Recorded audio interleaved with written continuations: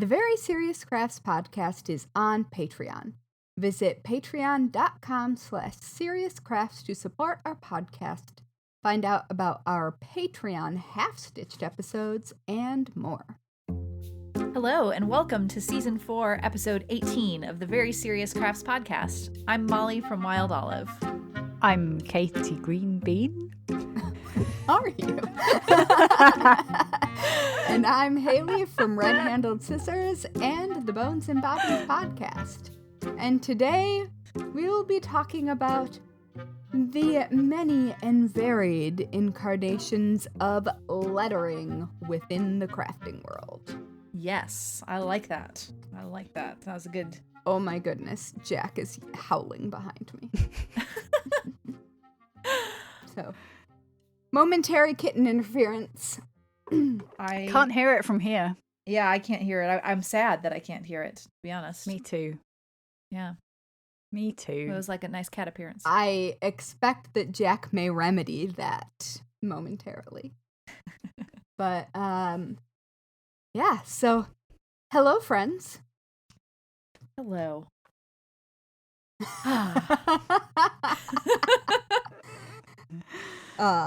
I'm just breathing as we head into this new episode. Yes, I feel like this one is gonna contain some tales of woe. I'm gonna yell. Yeah, that's right. What did you say about this? I hate it. I don't remember if I said feelings or opinions. Mm-hmm. I suspect you have both. I hate it. All right. Yes. I think that counts as both a feeling and an opinion. Yes. Mm-hmm. What Katie said. Yes.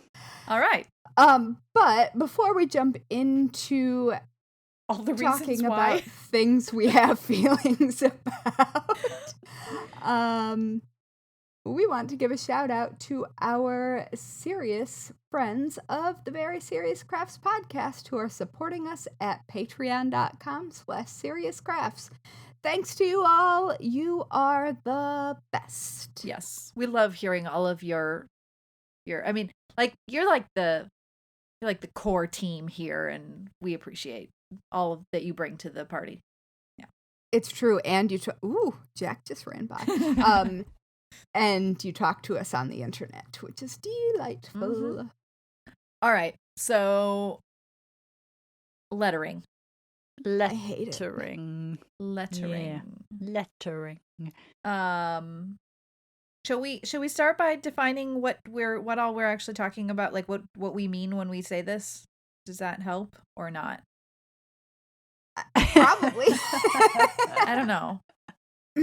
Well, it can mean so many different things. I mean, obviously it is the application of letters and or words to something.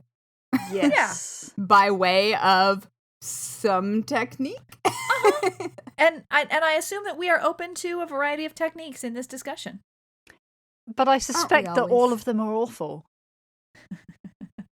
Well, I'm about to find out because, as I believe I mentioned at the beginning of our previous episode, I have just acquired what I think will be a relaxing hobby because I don't intend to do anything with it. And Katie has thoughts that indicate otherwise for my future. Yes. But I got a beginner hand lettering, like package pens, markers, whatever. And also a modern calligraphy notebook. It's spiral bound, and it just has instructions and a bunch of letters for me to trace. And I feel like I'm going to really enjoy, I don't want to do anything with calligraphy. I don't want to write anything beautifully anywhere. But I feel like just making very specific movements over outlines of very specific movements will be soothing. Well, I think this is the point about lettering, is that if you can make those very specific movements, like with a pen on a piece of paper, then it's fine. But if you have to use some kind of tool like a needle and thread, or knitting needles and yarn, or a paintbrush... Oh, but that's easy. I can do that. No. No. I mean, that I have designed entire alphabets that go together and are just fine.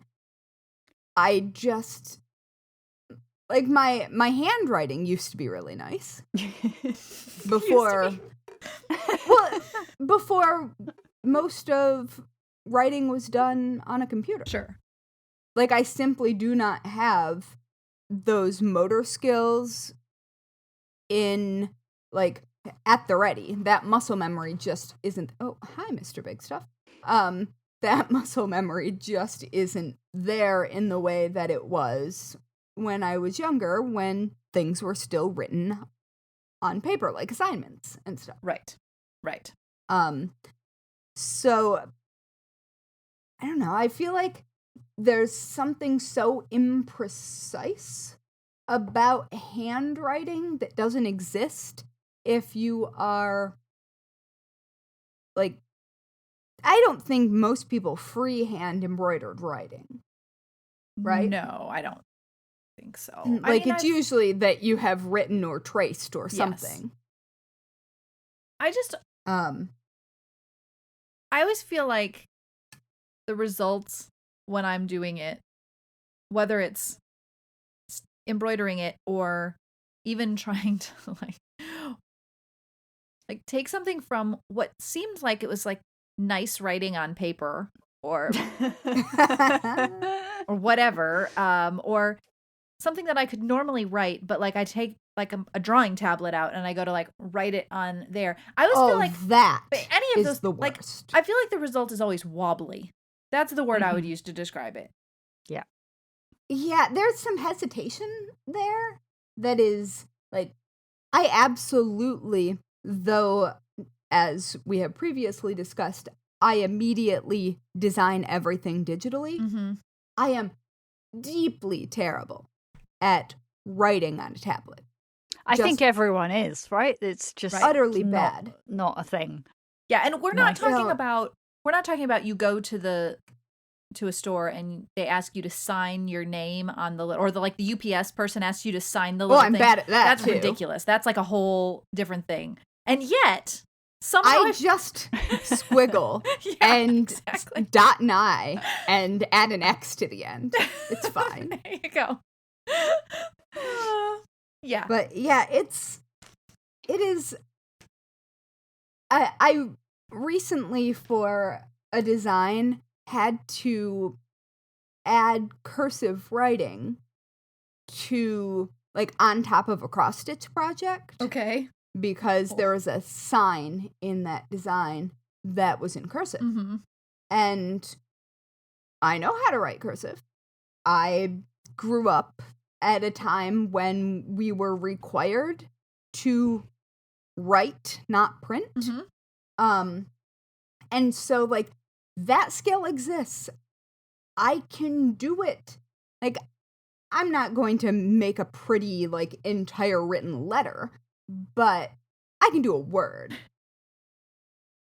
Let me tell you, I cannot do a word on a tablet. It's just not possible. It took me, like, at least 30 tries.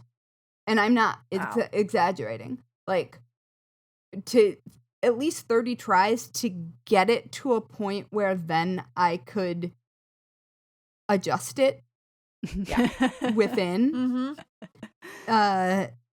Yeah. Oh, it was not pretty. And it showed up several times in the projects that I was working on. And I copied and pasted that thing and resized it because nope. Uh-huh. Uh-huh. And I still never figured out how I was going to transfer it on top of the cross stitch. But then the project that I was working on got canceled, so it ceased to matter. But of course, after you did it that many times. But I never did figure out how I was going to incorporate it into that final. Yeah. Oh. Especially because it involves another alphabet that was cross-stitched. Oh boy. Do not recommend. Yeah, that's frustrating. Yeah. You do a lot of lettering, don't you, in your designs, Molly? I do, and I always think it's a good idea until I go to do it. I feel like we all do. You know, I have and so like more often, and sometimes though I feel like this is like a dirty little secret that I'm about to share here. Ooh. I'm excited. But I think it's totally legal. I'm not sure. I might be wrong. I might learn something new. No, but sometimes I will, like, if I'm going to create a pattern that I want to have lettering in it, I will, this is more for embroidery designs, I would say. I don't think this would work. I haven't tried it for cross stitch designs, but I think I know what you're going to say, and I do it for cross stitch. I will type out something in a font that I like, where it has kind of the right feel, and then I create my own outlined version of it, where it's not exactly the same. I'm sometimes going very loosely around it, but it just kind of gives me a certain, like, almost like the structure of the letter. Like, oh yeah, I do that too. Oh yeah, now like I remember the balance of the letter. Yeah, like, oh, because this is what a K looks like. You know, like sometimes I feel like you're doing something and you suddenly are like, really? Is that what that's supposed to look like? I had partly because letters have several variations too, right? Like there's multiple ways cursive Z. Oh yeah. Yeah. But even like an A, there's multiple ways to write it. You know? So many ways. So and like different balancing of the top and the bottom of letters and serifs and again, you know, no I went to design school, so I think I had multiple typography classes that I took. So I'm very familiar with the structure of it. Yeah, I really enjoyed that. But also like that was a really long time ago. And and there's just parts of it that I now look at and I'm just like, oh, I just don't want to make another letter. Yeah, and I do that too. I don't think that I think most people who design do a not dissimilar thing. It's kind of like finding the aesthetic ideal of the shape of a cat. Yeah. And like basing a design off of the basic shapes that make up that aesthetic ideal. Nobody designs in a vacuum. Well, it's like, impossible. That's because I mean, you need to have a reference. Yeah. And so I do it in cross stitch. I don't do it very often in embroidery because I design in cross stitch more often. But I do not think that it is a dirty little secret that will get you in trouble. Wait a second. Okay. Now, let's talk about Katie's biggest hand-lettered project ever. Uh-oh. I think I know what it is. I have absolutely no idea what you're talking about. Please enlighten me. Perhaps like a 500-page book? Oh, that's what I was thinking of. I forgot about that. It's on my shelf. So the thing is, there's not actually that many words in it. People would be surprised that all of the lettering that I did fitted on 40 pages. Okay. Really? Okay. Really. Interesting. My writing is very small. I had to actually digitally enlarge it for the book. It is larger than life. Um, but yeah, I guess the thing with lettering, like I said, with a pen and paper, is I have good control over that. And in addition, I didn't letter directly onto the artwork. I lettered on a separate sheet of paper and then smushed them together in Photoshop. Yeah. So you've got a safety net if you need to rewrite it and rewrite it and rewrite it 30 times until it looks right. And that's really smart. Yeah. Yeah. But I actually didn't think of that as a possibility. Like, I sort of assumed it was this big gamble, very high pressure situation every time. So I feel better knowing that. but there are like crafting lettering situations where you can't do that. And I'm thinking of things like the things that come to mind for me are things where you're working with some kind of squeezy wet something like cake icing. Trying to write words on a cake with that stuff is just horrible. That's actually very true. Yes. If it falls out properly, great. If not, you are screwed. Yeah, But there's, and then always, there's also- like an air bubble in there or something. You're like, it's going really Right. well. And then, but you have to That think about the is the worst. spacing as well. And it's just so stressful. And also, like, there's kind of the, like, you have to get, with icing, you have to kind of get a certain amount of, like, letting it flow out of the tip and, like, dragging it, but laying it down. One time, someone came and found me. There was a church event happening, and they had gotten some plain cakes, and they were not, they didn't have letters on it, and they came and found me. Now, the thing is about to happen in like 20 minutes or whatever, and they're like, could you just write blah, blah, blah, whatever it was on the top of the cake? Here, we've gotten you some of the pre-mixed icing packets that have that giant chunky tip on it. Could you just do this? I was terrified. I did something. I didn't think it looked great, but I did something. I am upset just thinking about it. This I is was like, very stressful. I was like, if you had told me yesterday, I would have brought the proper supplies and I would have done this right. But now we're stuck with this. And it was like orange or something. It was some like, you cannot go back color. It's dyeing the icing underneath it. It was... It was so... Oh, no. And I was more nervous about it than they were. They were like, it looks great. And I was like, it's trash. They just wanted it done. Yeah, exactly. And they didn't want to pay for it or plan ahead enough to have it It done. was that. I think it was one of those, like, somebody had a brilliant idea at the last minute, and it was better to do something than nothing.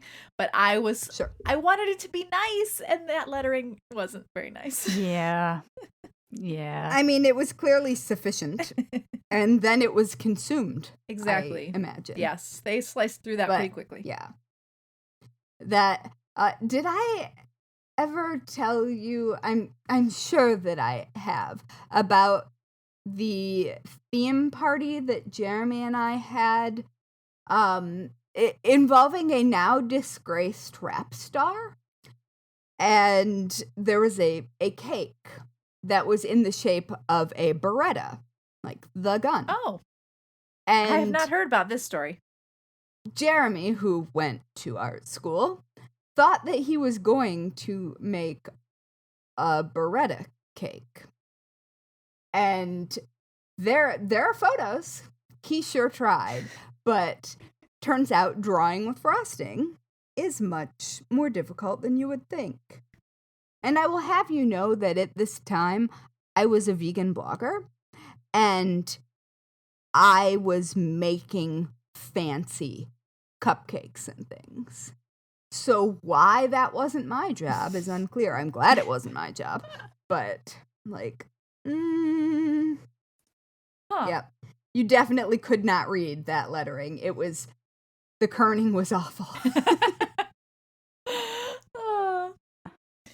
Then it got squished in at the end. It was like perfect little kid writing on a poster board. I love it.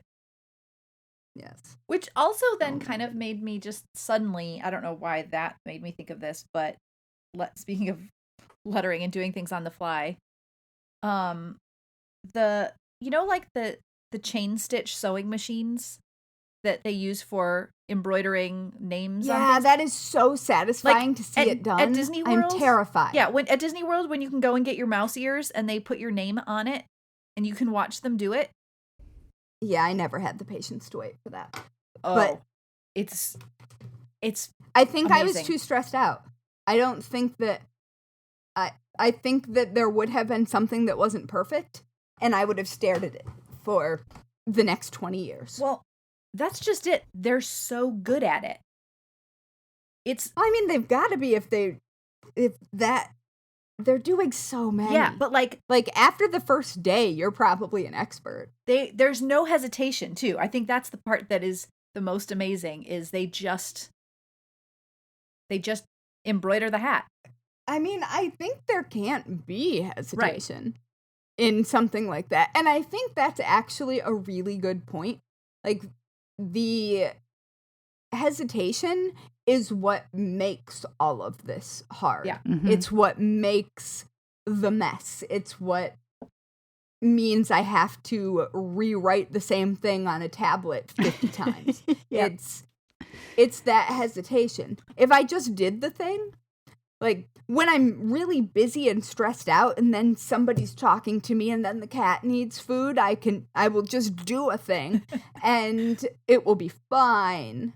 It's when given the opportunity to overthink, I will take it. Yes. Which I think happens even when you go to embroider something is you start by hand. I mean, you start going, well, but does this little line here look okay? Or should I have moved this stitch over a fraction of a millimeter? You know, it's like that actually is the one area when I will sketch. Yeah. In writing letters for embroidery, I do not just dive in.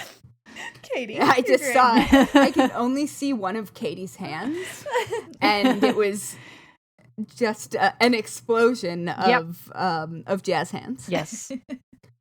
Yes. But yeah, that is one of the few times when I will in fact sketch. Yeah. And not generally do it. Or I will trace the sketch on my tablet instead. Mm-hmm. Because I can write better by hand than I can write on a tablet. Yeah. Yes. Definitely. I think that is a universal truth. Yeah. I hope so. Everyone. I mean, okay, some people are just like, oh, it's fine. I'm going to write on it like paper.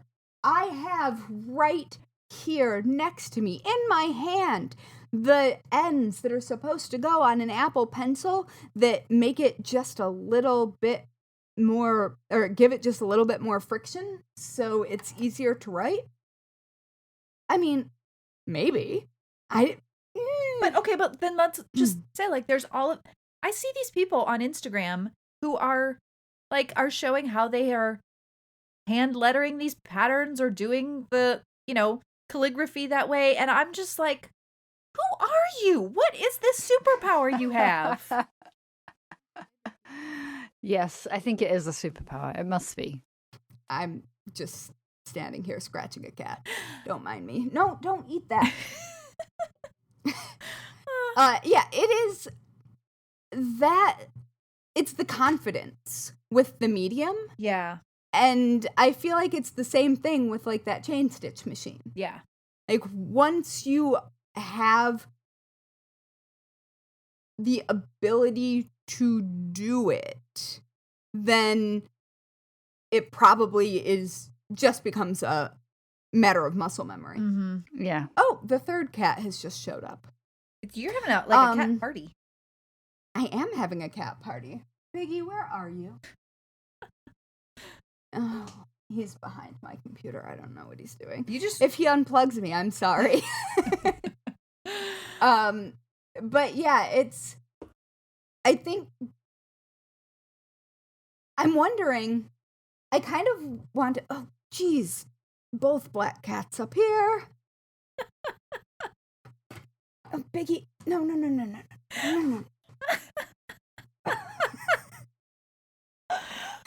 And Phryne is right here.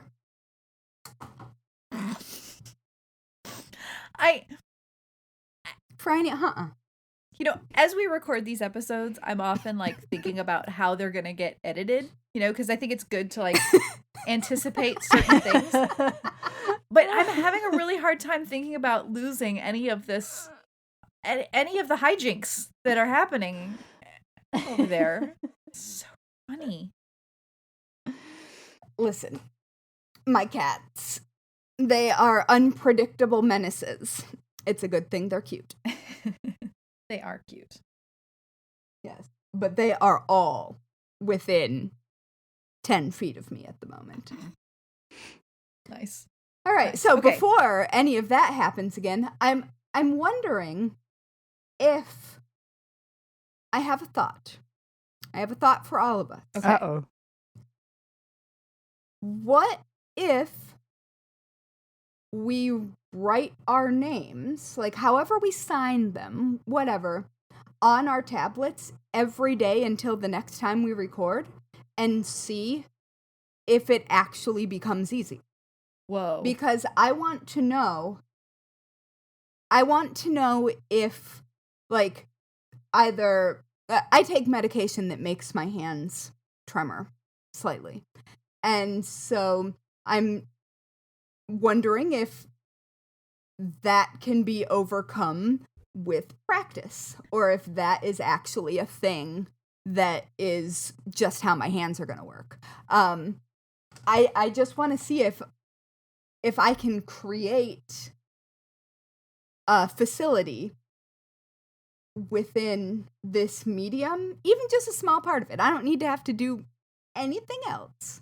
But if I can figure out how to sign my name and have it look like I've signed my name, I think that would be interesting to try every day. I like this experiment. I'm up for this challenge. Yeah. Okay. All right. I think we should do it and report back. Okay. That sounds good. I would even... Yeah, because it's a very low commitment. Yes. It is just a moment of signing. Part of me wants to do it in icing. No, because... I support you in whatever medium you decide. Here's the only problem with that, is then you have to have icing available to practice with regularly. Why is this a problem? You would also need to have cake. I was going to say. I don't... This is not a problem. It's not a problem. That's why mug cakes exist. I was just thinking if preparing it would prevent you from wanting to do it regularly. It's only I feel like you can buy that gross squeezy icing in a tube. Okay. If you, for this. I'm not. I was going to say I'm not going to. I think I am going to. That's the area where I need to improve my skills more than using my tablet. Okay. So then, all right. Choose your medium. Choose your own adventure. But please document the process, because I'm fairly confident that actually we will be able to include a fair amount of like a sampling of our progress by the time that the episode airs. We could have... Yeah, I feel like I'm gonna make we'll have something, a 1 second video of it. We're gonna have to have some before and after, or in between. I want show notes, is all I'm saying. I expect show notes to present to our listeners who have at some point. Homework. Yeah, doesn't have to be daily. Yeah. Very low pressure. Mm-hmm. Yeah. Okay. All right. Yeah, I'm just curious. Yeah. That makes sense. And I'm dragging you both along with me into my curiosity rabbit hole. I'm going with it. Yeah. I think it sounds good. Sounds good. Yes. I am excited. All right. And it also will allow me to procrastinate starting the other lettering that I don't have time to be doing right now, but seem to have brought into my life anyway. That sounds accurate. Familiar. All of that. Doesn't it? Mm-hmm. Also, if you are listening and you have a lettering superpower, tell us about it. Yeah. I want to know how you learned. Like, what that process was. And I'm sure some people are just predisposed to be better at it. Like, I never found embroidery to be difficult, for example. And I know that some people do. Like, some people's fine motor skills are just predisposed towards certain movements. So I'm sure that there are people for whom calligraphy comes easily. Yeah, but I also know that there are a lot of people who spend a lot of time doing just those repetitive brush strokes and pen strokes that you were talking about in that book that you have. So, yeah.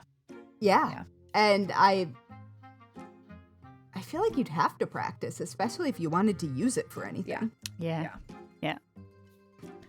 Anyway. All right. I don't know, since I am not a fan of lettering, even though I have talked excitedly about lettering this entire time. Well, on that beautifully hand-lettered note, I think we should wrap up the episode. Oh, fine. I feel like I should write goodbye in the air. There you go. That's actually a really good, like, that's a really important, like, cross-brain movement, is to do, like, air lettering in big movements. Do you know that that is how I remember names? Oh. When I meet a new person, I see their name written in cursive. I mentally picture writing their name, and then I can go back and read the piece of paper in my mind that I have written their name on, even if I can't remember their name. That makes total sense. I very fully cool. understand that. Yep. Anyway, I think we should end it. Yes, No. that's perfect. All right. Bye, friends. Bye. Bye.